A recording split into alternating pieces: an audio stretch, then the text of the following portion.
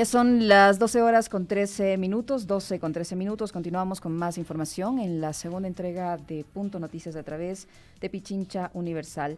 Tras 18 años de impunidad por la muerte de Paola Guzmán Albarracín, su madre ve esperanza en la justicia. Hoy, la Corte Interamericana de Derechos Humanos realizará la audiencia de juicio de este caso en San José, Costa Rica.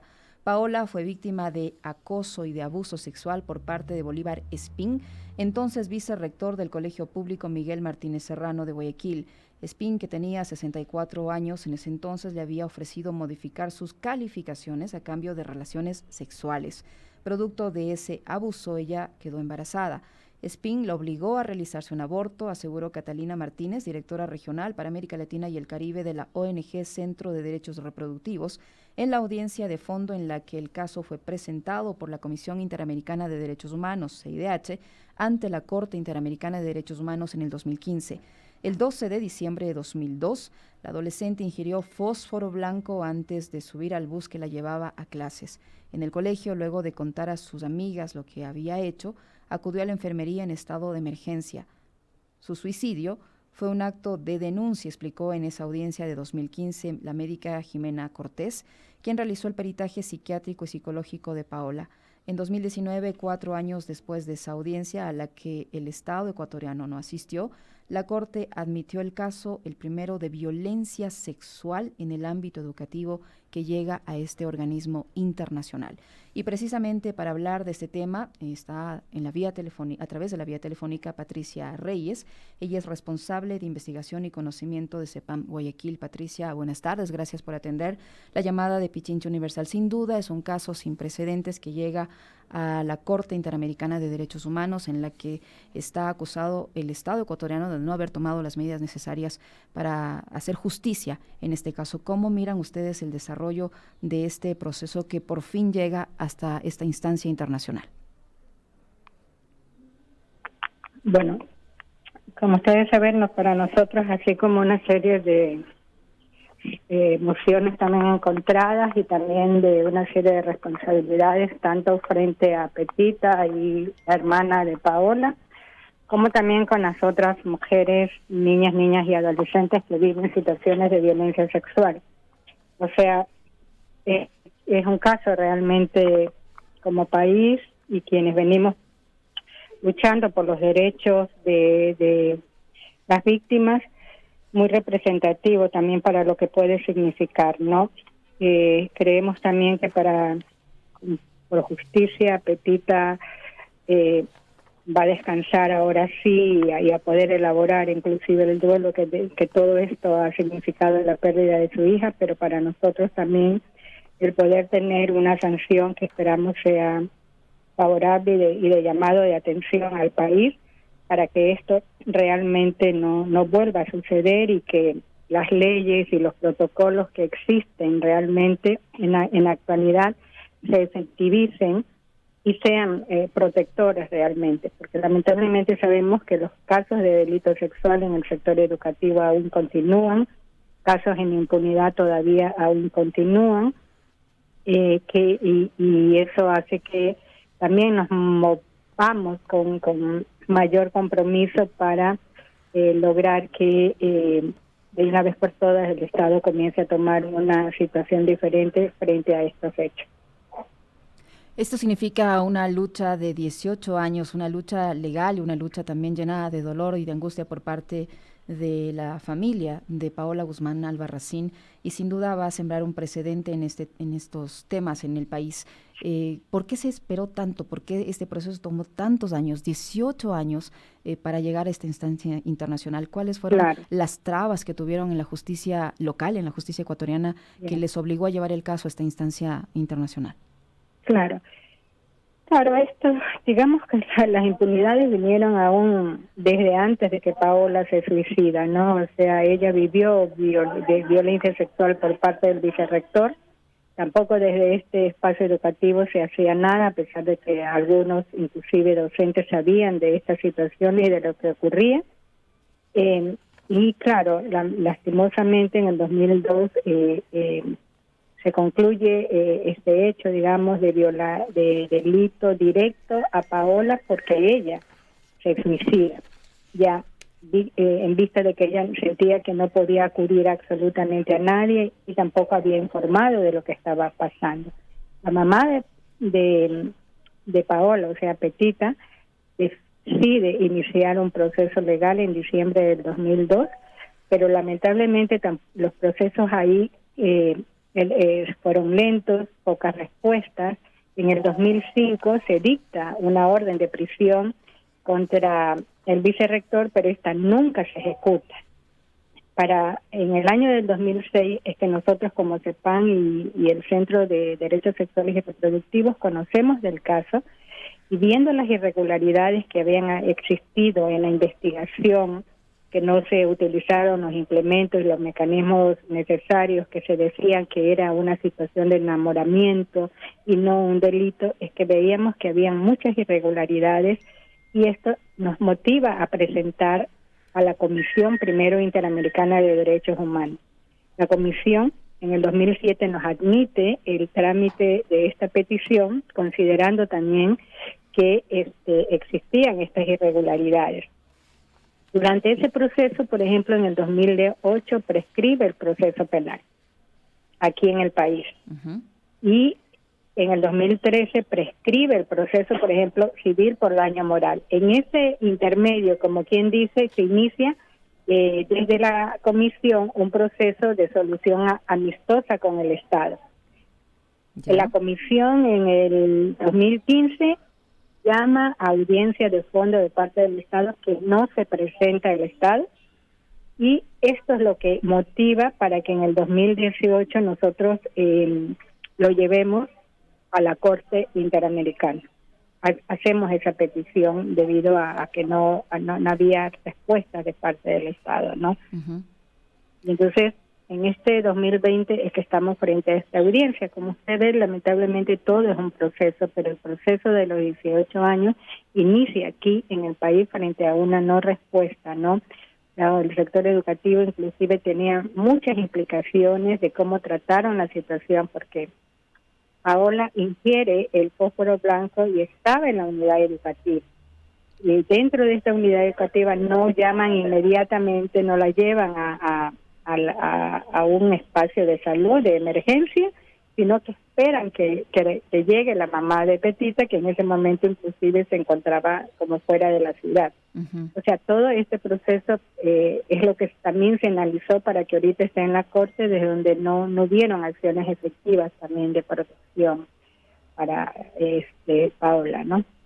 Es un caso sin duda muy grave, porque hay que tomar en cuenta que son una serie de omisiones en el sistema educativo, porque tengo entendido, de lo que me he empapado del caso, que allí se sancciona o se emite una orden de detención contra el vicerrector, nunca se lo encuentra, hasta el momento no se sabe qué será el señor, él nunca pagó por haber cometido este delito de abuso sexual, y hay más víctimas de este señor, del mismo establecimiento educativo. El problema es que dentro del sector se sabía que habían otras víctimas, inclusive del propio vicerrector, pero también de otros docentes que habían estado abusando también a estudiantes. Y yo ya le digo, o sea, no se hablaba de esa situación, los docentes, si conocían, también simplemente no hicieron ningún tipo de denuncia ni acción legal.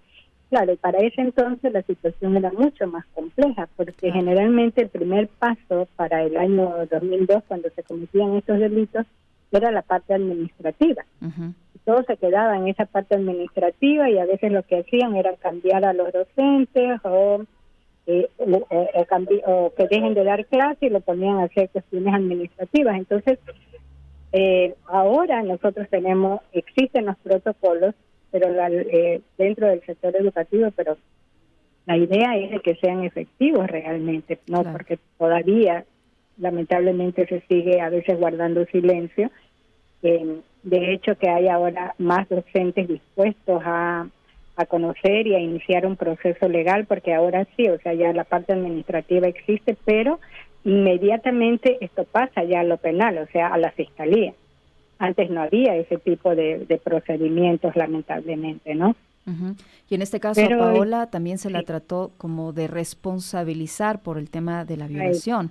Tengo entendido que incluso hubo trabajos periodísticos que insinuaban que ella era la que, de cierta forma, presionaba a este abusador para que esté con ella. O sea, es un manejo absolutamente, ¿cómo decirlo? Yo me quedo sin palabras, porque fue un manejo periodístico absurdo, irresponsable, en el sentido de hacerla parecer a ella como quien provocó esa que era la violación. culpable, claro. Por eso le digo, parte de las cosas que se manejaban, inclusive dentro de los espacios de justicia, era que ella estaba enamorada, ya.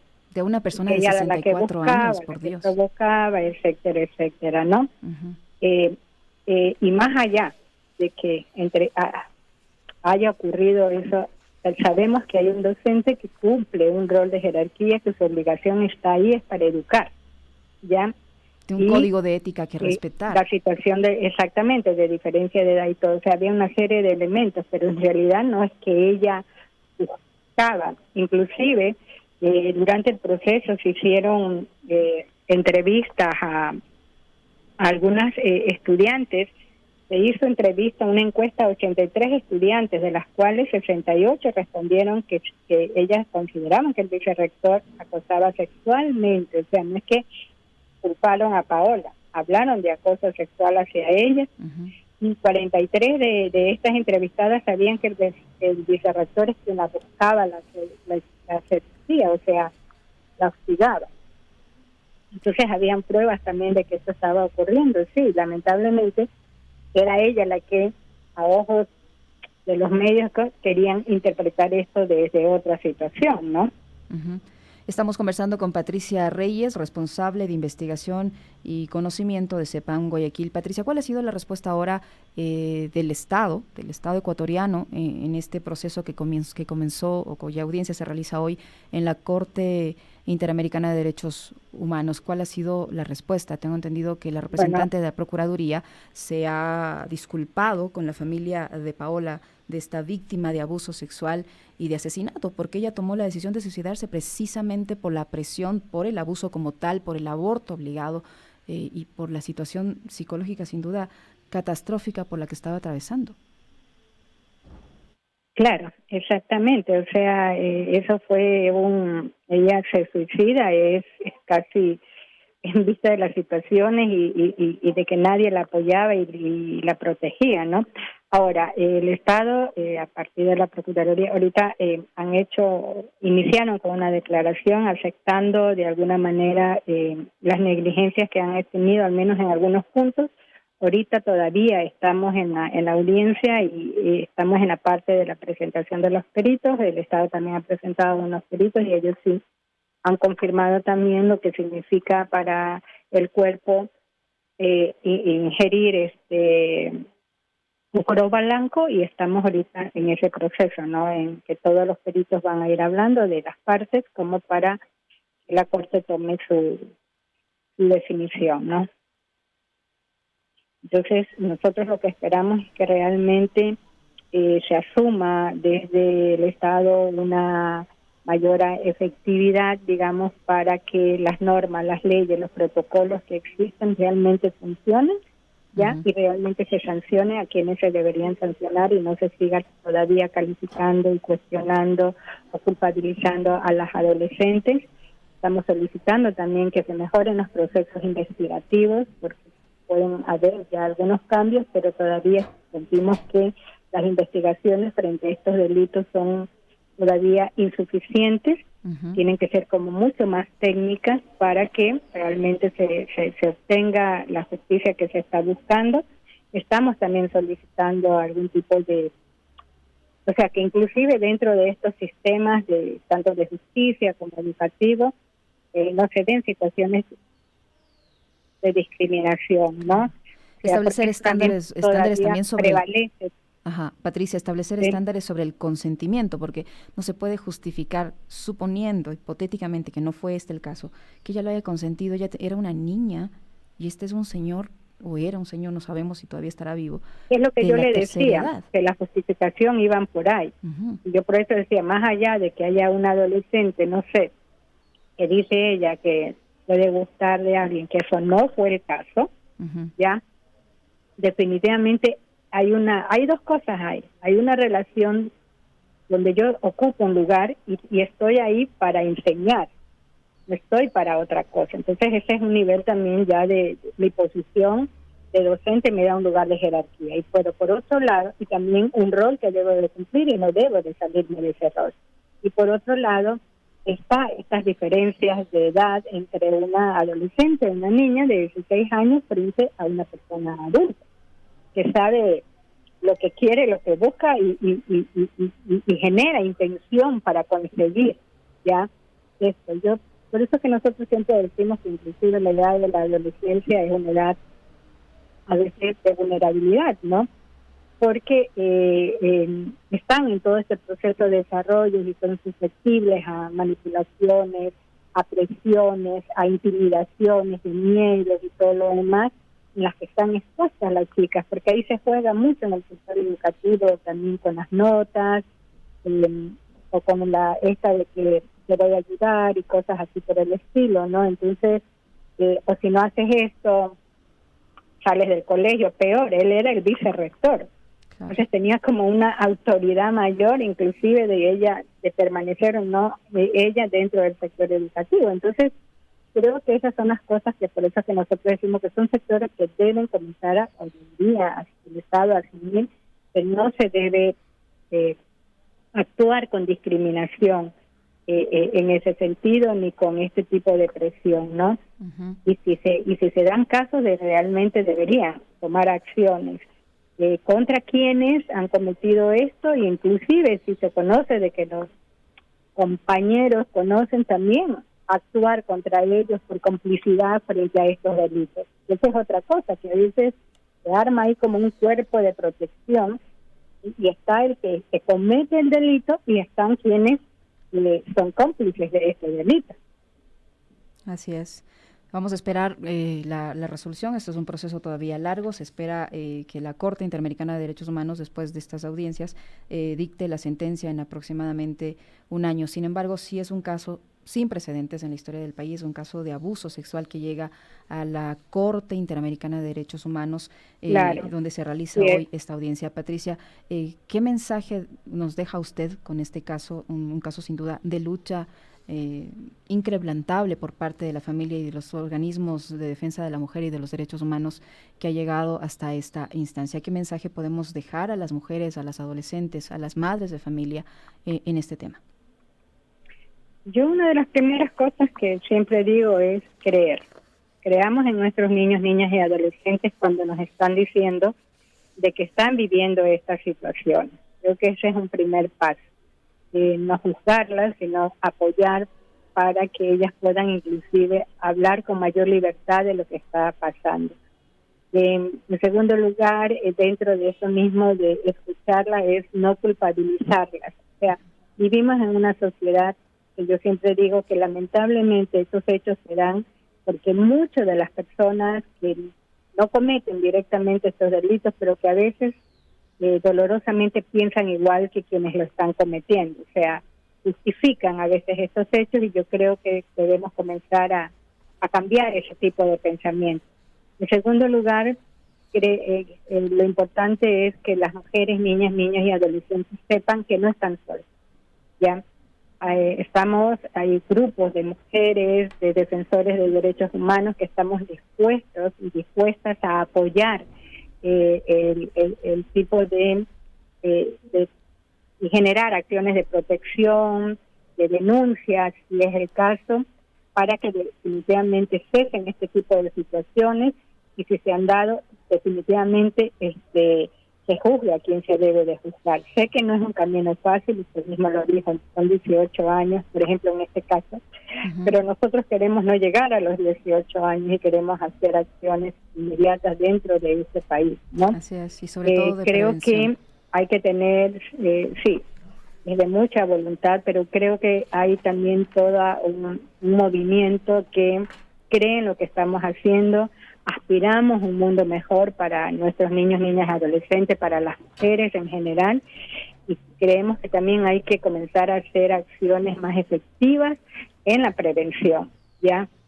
Y creo que desde ahí inclusive nosotros siempre estamos alzando la voz porque hay un Estado que debe de responder y de responder a esta prevención. Ya no se puede seguir por un lado ocultando estos delitos y promoviendo mensajes que mantienen, sostienen y perpetúan este tipo de situaciones discriminatorias y desiguales y de poder contra mujeres, niños, niñas y adolescentes, ¿no? Entonces, yo creo que hay que comenzar a hablar, a buscar apoyo, pero también a animarse a estar en un proceso que puede a veces ser un poco engorroso, pero que también sepan que no van a estar solas para iniciar ese proceso. Le queremos agradecer Patricia Reyes, responsable de investigación y conocimiento de CEPAN Guayaquil, por el tiempo que nos ha brindado, por las explicaciones y la información que nos ha proporcionado sobre esta audiencia que se realiza en estos momentos en la Corte Interamericana de Derechos Humanos en Costa Rica, en San José, Costa Rica, en contra del Estado ecuatoriano en un caso de violación a un adolescente, una violación que ocurrió en un establecimiento educativo en la ciudad de Guayaquil, una causa que ha llevado 18 años de lucha y que después de 18 años llega a una instancia internacional como es la Corte Interamericana de los Derechos Humanos. Son las 12:34 y saludamos inmediatamente a nuestros estudios a Virginia Gómez de la Torre, presidenta de la Fundación Desafío. Con ella vamos a ampliar este tema porque es un tema de derechos, es un tema sin duda de derechos humanos, de derecho a la mujer, de educación, en fin. Y es un caso, Virginia, gracias por estar aquí en nuestros estudios, sin precedentes. Un caso de violencia sexual que tuvo ribetes impensables porque fue con complicidad de médicos, con complicidad de autoridades judiciales, con complicidad de profesores. Es sin duda un caso que va a llegar a dejar huella en el país. Virginia, buenas tardes. ¿Qué le parece esta situación? Buenas tardes, muchas gracias. Bueno, este es un día histórico, es un día en que CEPAN Guayaquil y el Centro de Derechos Reproductivos ha representado a Petita, que es la madre de Paola, una mujer luchadora incansable por los derechos de su hija, que fue violentada de la manera más atroz en un colegio donde se supone una niña a los 14 años, que tenía 14 cuando fue violada por el vicerrector de este colegio, el señor Bolívar Espín. El Estado demostró negligencia y una indolencia frente a la situación de una niña que debía ser protegida en el espacio educativo. El espacio educativo, ahí está representado el Estado. En quienes trabajan y laboran en ese espacio educativo está representado el Estado. Uh-huh. Esto, desde el punto de vista de la Fundación Desafío, es un caso de feminicidio. Es un caso de feminicidio de Estado. Paola se suicida porque no encontró una respuesta en el entorno. Una respuesta primero a la violencia sexual, uh-huh, de la que fue víctima durante 2 años por parte de este delincuente llamado Bolívar Espín. Y ahora no se conoce ni su paradero. Sí, porque la negligencia de la Administración de Justicia está ahí palpable, frente a una situación en la cual una niña fue violentada durante 2 años, se queda embarazada y ahí sale el otro protagonista del feminicidio de Estado, que es el sistema de salud, uh-huh, que es el sistema educativo. O sea, es impresionante cómo esta niña tuvo que llegar a tomar una decisión de quitarse la vida porque el médico de la instancia educativa también le pide relaciones sexuales para hacerle un aborto. Pero claro, detrás y el trasfondo de este caso, que también es histórico y va a sentar un precedente, sobre todo en un momento en el cual la Corte Constitucional del Ecuador tiene que dirimir este año si el aborto por violación es legal o no, uh-huh, si lo despenaliza o no. Claro. Este caso de Paola no solamente va a significar un precedente para que el Estado ecuatoriano de una vez por todas haga caso omiso a todas esas propuestas irresponsables y ridículas como la que está presentando el asambleísta Héctor Yepes en la asamblea, en donde la educación sexual y el acceso a la información se convierten en nada, porque de estos casos se está hablando cuando se pide educación para la sexualidad, para que una niña como Paola no hubiera tenido terror de avisarle a su mamá, por ejemplo, de lo que estaba pasando. Claro. O sea, para eso sirve la educación sexual. Y en esa instancia yo creo que la Corte Constitucional ya presentó, ya hizo una sentencia interesante respecto al derecho que tienen los adolescentes, los niños, a recibir información, pero el caso también da para sentar un precedente en el cual las niñas y las adolescentes y las mujeres violadas sepan que tienen un derecho a finalizar un embarazo si es producto de violación. En ese escenario, la Corte Constitucional Ecuatoriana va a tener que verse en el espejo de la Corte Interamericana de Derechos Humanos, en donde el país está sentado en el banquillo de los acusados, porque el Ecuador es el responsable de la muerte de Paola Guzmán. El Ecuador es responsable del sufrimiento de su madre y de su familia. El Ecuador es responsable también de las otras violaciones y los otros embarazos no deseados que sufren más de 3,000 niñas al año violadas, también en el sector educativo. Sí, las cifras son realmente escalofriantes. Paola no fue la única víctima. Tras su muerte salieron a la luz casos similares de otras estudiantes en esta misma entidad educativa, hasta profesores. Entiendo que hay una docente que también denunció acoso sexual por parte de este vicerrector. Pero como digo, no es el único caso, ni en este establecimiento hay muchísimos más. Las cifras son escalofriantes. Según UNICEF, más de 1 millón de niños y adolescentes en América Latina han sufrido abuso sexual. En Ecuador, 8 de cada 10 víctimas de abuso sexual son niñas menores de 14 años. Es que la violencia sexual se ha naturalizado. O sea, desafortunadamente es un país que tanto a nivel del Estado como a nivel de la sociedad ha naturalizado la violencia en general y la violencia en contra de niños, niñas y adolescentes, y de las mujeres también. Entonces, el caso de Paola es un caso extremo porque ella estuvo siendo violentada sexualmente durante 2 años, hasta que se quedó embarazada. Claro, una muchacha a los 16 años no tiene la madurez suficiente para enfrentar, luego de la violencia vivida, enfrentar encima un embarazo. Y encima el acoso escolar, porque encima ella fue víctima de acoso escolar en el sentido de que sus compañeras le empezaron a tintar como seductora. En el 2003, y esto es lo que me parece absolutamente grave, la Dirección Provincial de Educación del Guayas emitió un informe concluyendo que la evidencia demostraba que Paola se enamoró del vicerrector y que no existía certeza de que él hubiera motivado o correspondido dicho enamoramiento, por Dios. Por favor, Imagínese. O sea, por supuesto, por eso mismo la certeza de que el Estado es cómplice y encubridor de todas las violencias que sufren, las violencias sexuales que sufren niños, niñas, adolescentes, el sistema educativo, está ahí palpable. Tenemos el caso Ampetra, tenemos el caso de violaciones masivas, digamos, ya este caso resultan masivas en el sistema de educativo. O sea, este es un país encubridor y cómplice de la violencia en general y de la violencia en este caso de Paola, que llegó a un extremo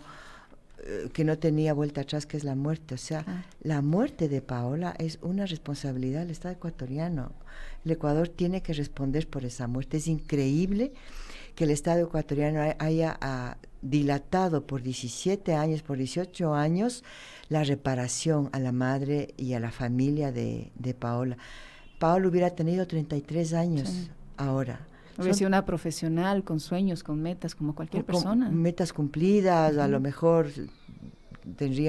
hubiera querido tener familia o no hubiera querido tener familia, pero son 33 años de vida perdidos y cada año es un año de vida perdido de una muchacha que, al igual que todas las muchachas en el Ecuador, tenían sueños y tenían un proyecto o varios proyectos de vida que no se cumplieron porque el Estado no la protegió.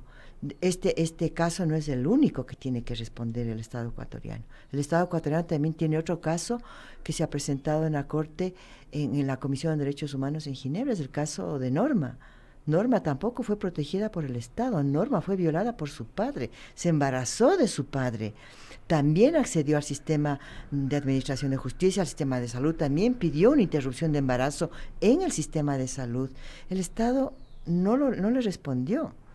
O sea, lo que le dijo es que tiene que parir de su violador, que es su padre. Luego su padre murió y el Estado ecuatoriano tampoco ha hecho nada por Norma. Entonces sí es impensable el caso de Norma. Ya han pasado 6 años de la violación de Norma, y Norma es una muchacha que vive en la pobreza. Y ella se vio obligada a tener al hijo. Se vio obligada a tener cría a su hijo hermano. Por Dios. Y vive en la pobreza. Vive en la pobreza, limpia casas, Norma. Ese caso también está en el sistema de Naciones Unidas, y nuevamente el Estado ecuatoriano está sentado en el banquillo de los acusados porque nuevamente es cómplice y encubridor de la violencia sexual que viven miles de niñas en este país. Es impresionante cómo podemos dormir tranquilas y tranquilos, cómo las autoridades pueden incluso defender frente a estas instancias internacionales a las cuales estamos obligados a responder porque hemos suscrito convenios vinculantes que nos obligan a cumplir con lo que estas convenciones dicen. El Estado ecuatoriano va a tener que cumplir lo que dice la Corte Interamericana. Si la Corte Interamericana dicta una sentencia en donde le dice al Ecuador que tiene que revisar su legislación respecto de la penalización del aborto en caso de violación, pues la tiene que revisar, y ahorita estamos a tiempo. La Corte tiene que despenalizar el aborto en caso de violación para que no vuelvan a suceder casos como este. No es el único caso. Claro, hay miles. No es el único caso. En una provincia central del país, una adolescente indígena violada por su padre y por su tío desde los 6 años, embarazada porque la niña no sabía de quién estaba embarazada, pidió un aborto a una médica del ministerio. La médica le dijo que no. Al siguiente día esta niña indígena se ahorcó. O sea, si no son estos casos, afortunadamente por la acción de CEPAN Guayaquil, por la acción del Centro de Derechos Reproductivos, pues se visibilizan y se ponen a la luz de la sociedad. Y saltan a la luz y saltan a los medios también. Pero hay casos como este que le comento que nunca salió a la luz. Pero esa niña indígena se ahorcó. Al otro día la médica preocupada regresó a la comunidad y encontró el alboroto en donde la noticia era de que esta niña se había ahorcado.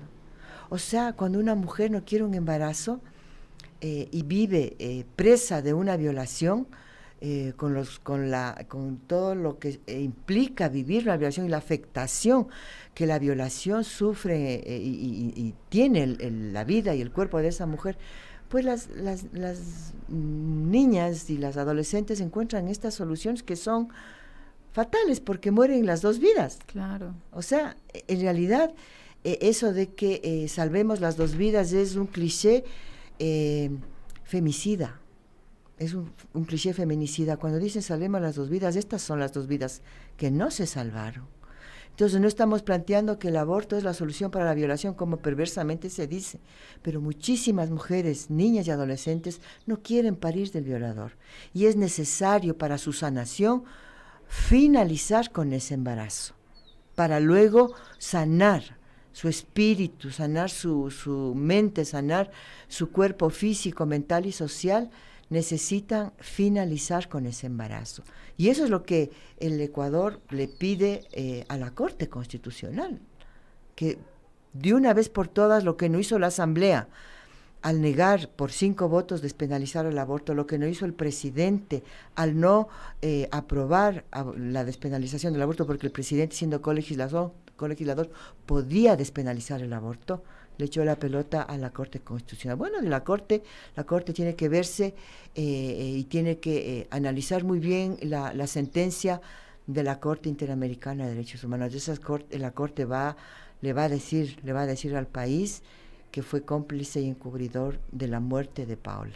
La defensa de Paola busca no solo la reparación integral para la familia, sino también crear un mecanismo que permite establecer estándares obligatorios sobre el consentimiento, así como de prevención y atención de la violencia sexual. Esto, Virginia, ¿podría crear un precedente en la región? Por supuesto. El tema del consentimiento es una cuestión tan, ¿cómo se puede decir?, ridícula en nuestro sistema legal. Fíjese que el artículo 150 plantea que el aborto no será punible en caso de que una mujer padezca una discapacidad mental. El argumento es que la mujer con discapacidad mental no ha podido consentir la relación sexual. Yo me pregunto si una mujer que no tiene una discapacidad mental, si una niña que no entiende lo que es consentir y tiene una relación sexual que no sabe de cuáles son las consecuencias, ese consentimiento no es válido, ese consentimiento no sirve. Y sin embargo, una niña de 10 años, como las 6 niñas que se embarazaron en el año 2018, no tuvieron la posibilidad de consentir. La violación es un acto de poder, es un acto en donde el que tiene poder somete a la niña, al adolescente, a la mujer a una relación sexual que esa mujer no quiere. Muchas no se resisten porque hay una relación de poder desigual. El hombre por su fuerza física, por la relación de poder que tiene un padre con una hija, un abuelo con una hija, un marido, una pareja, o un desconocido que amenaza con matarle a una mujer. La relación de poder ahí es desigual, absolutamente desigual, porque el violador no viola por conseguir un orgasmo, si esa no es la motivación del violador. El violador viola por someter, por el placer que le da someter a una vida que él puede someterla, ¿no? Violentarla. Ese es el placer que tiene el violador. La violación es un acto de poder, por lo tanto es un acto que es un delito, obviamente. El violador planifica la violación. La violación en general, la violencia en general y la violación son actos premeditados y son actos planificados, por eso es un delito. Uh-huh. Entonces, ¿cómo es posible que la consecuencia de un delito como es un embarazo sea ilegal finalizar el embarazo cuando para algunas mujeres finalizar ese embarazo implica el inicio de su sanación? Sabemos y no estamos planteando que el aborto sea legal y obligatorio, sea obligatorio en esas circunstancias, legal tiene que ser. Pero algunas mujeres víctimas también van a decidir no continuar con ese embarazo, pero siguen siendo víctimas. Claro. El Estado ecuatoriano... Y luego van a convertir a esos niños en víctimas también. En víctimas también, porque el Estado ecuatoriano no se preocupa ni de las que continúan con el embarazo del violador, ni de las que no quieren continuar con el embarazo del violador. El Estado ecuatoriano no se preocupa de ninguna de las dos víctimas. Este es un Estado que no tiene cultura de reparación integral. O sea, aquí no hay reparación integral para la víctima. Y no solo en estos casos, estamos viendo actualmente por la coyuntura que hay otros casos en los que tampoco se busca reparación. Así es, las mujeres asesinadas o mujeres que han vivido intentos de femicidio y se han quedado mutiladas, por ejemplo, se han quedado ciegas, se han quedado, les han cortado las manos, les han cortado las piernas, les han producido lesiones permanentes incapacitantes, tampoco son reparadas por el Estado. O sea, vivimos en un país, discúlpeme, que da vergüenza vivir en un país que tolera, naturaliza, es negligente y es indolente frente a la mitad de la población que sufre violencia de género, violencia machista, violencia misógina, y para variar tenemos que soportar propuestas como la que acaba de plantear este asambleísta Yepes, que incluso plantea que las mujeres violadas pueden dar en adopción al fruto de la violación dentro de su vientre. O sea, esa es una propuesta asquerosa de este hombre que no se merece ser legislador. Vamos a esperar, Virginia, a ver qué pasa en este caso. Obviamente todo apunta a que el Estado va a ser condenado.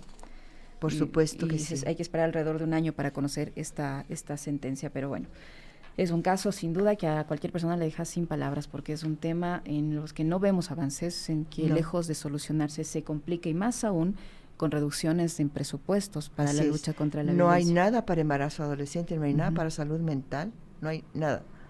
Sin embargo, el gobierno ecuatoriano ha gastado $2.400.000 en un circo. Y en una campaña para comunicar durante el paro.